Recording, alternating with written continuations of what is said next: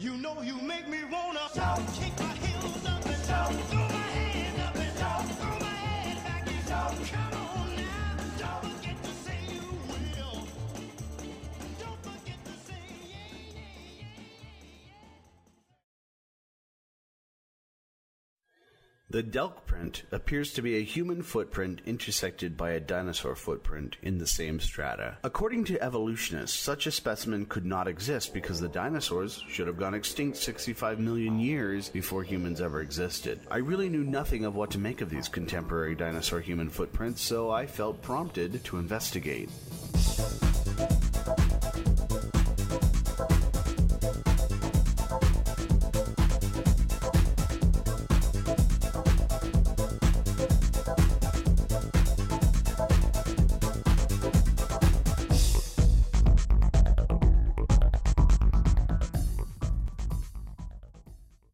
My scientific investigation begins with the circumstances of the discovery. According to Carl Baugh, the find's promoter, in July 2000, amateur archaeologist Alvis Delk, assisted by James Bishop, discovered a human footprint intruded by a dinosaur track while working in the Cretaceous limestone along the Paluxy River in Glen Rose, Texas. According to Delk, at first he thought it was only a dinosaur print, so he brought it home and let it sit in his collection. Around January of 2008, Delk was injured in a fall from a ladder, and in order to pay medical bills, decided in May of 2008 to sell some of his possessions. When he brushed off the track slab, he discovered the human print. He then sold the slab to Carl Baugh, founder of the Creation Evidence Museum. Baugh claims that the Delk specimen was then taken to a laboratory at the Glen Rose Medical Center where 800 x-rays were performed in a CT scan procedure. Technicians there verified compression and distribution features clearly seen in both prints, both human and dinosaur. According to Baugh, this removes any possibility that the prints were carved or altered. Why Baugh took the specimen to be scanned by a medical facility instead of the nearby University of Texas at Austin for a geological scan has not yet been addressed. The individuals involved leave something to be desired as far as reliability. Alvis Delk has made a modest living by forging realistic-looking arrowheads and selling them to tourists as authentic. This is a technique known as napping. James Bishop has had legal issues, but has attempted to distance himself from the Alvis Delk find. So for the sake of this video, and his desire to be unassociated, I'll just consider him an unknowing participant. Carl Baugh, on the other hand,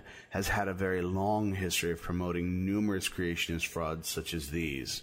So the circumstances and participants in the promotion of this find are certainly suspicious, but this could simply be a situation akin to the boy who cried wolf. Perhaps, after a history of fraud and despite suspicious circumstances, the find is genuine. The only way to know for sure is by examining the find itself. To date, Carl Baugh has never allowed the Delk print to be examined by scientists, but he has published several photos and many CT scans. Beginning with the human print, we can already see several obvious anomalies. The quickest way to find this is to try making your own version of the human print by stepping your own bare foot into some shallow mud. The chances are that you will not be able to recreate the impression of the big toe. The ball of the foot is at its deepest here, and the big toe is just as deep, but between them is a bit of very shallow material. It is highly unlikely that a human toe could curl to that extreme, let alone being long enough to make such an impression. Additionally, the foot has no arch whatsoever, and no differential between the front and back of the print. Typically, a human footprint has a deep ball and a shallow heel due to pushing off just before raising the foot to take the next step. Still, the ball of the foot is also uncharacteristically uneven here. The right side is much shallower before the left side suddenly becomes significantly deeper. For such a differential, the foot would have to be broken.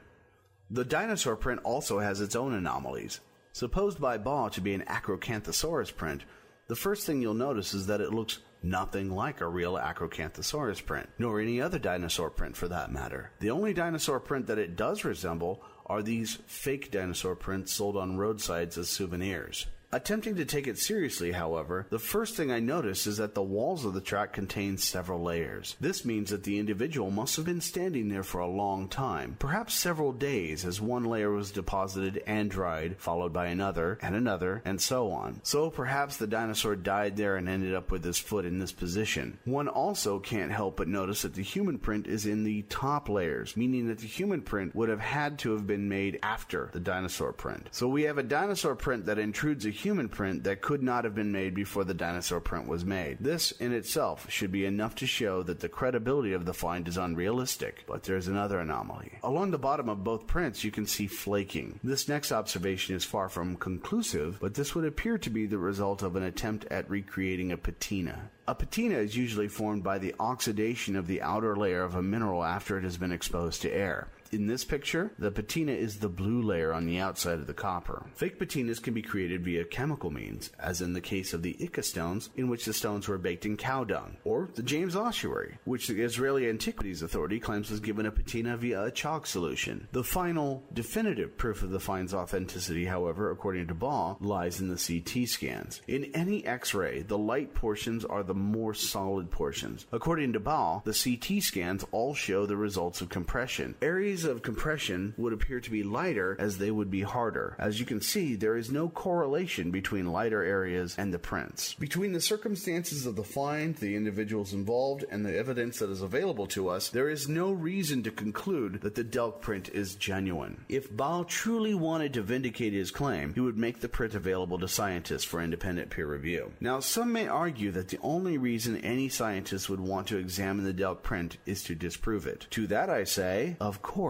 That's what peer review is. Every theory in science is subjected to rigorous peer review wherein it is repeatedly tested and challenged. Scientists from around the world do their best to show the errors in the initial scientists' work. If, after the best minds in the world have applied their scrutiny, the theory or finding still holds up, it begins to gain acceptance. Relativity, quantum mechanics, and evolution have all stood up to this scrutiny. That is why they are accepted by the vast majority of the scientific community. I was quite aware of peer review before the Delk print, but I had never realized how brutal the process is, nor how brutally the currently accepted theories have been tested. I had also never realized that creationists sought so eagerly and so often to circumvent peer review before asserting creationism upon science classes in our educational system. So this was just another example of how creationism taught me real science. Learn more about the real science behind other creationist arguments by watching other episodes. If there's a creationist argument you think I should investigate, please comment below. It may be the subject of a later video. In the meantime, subscribe and make sure you don't miss it.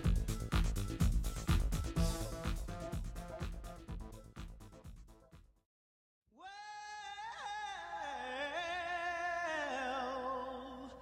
you know you make me wanna kick my heels up and down.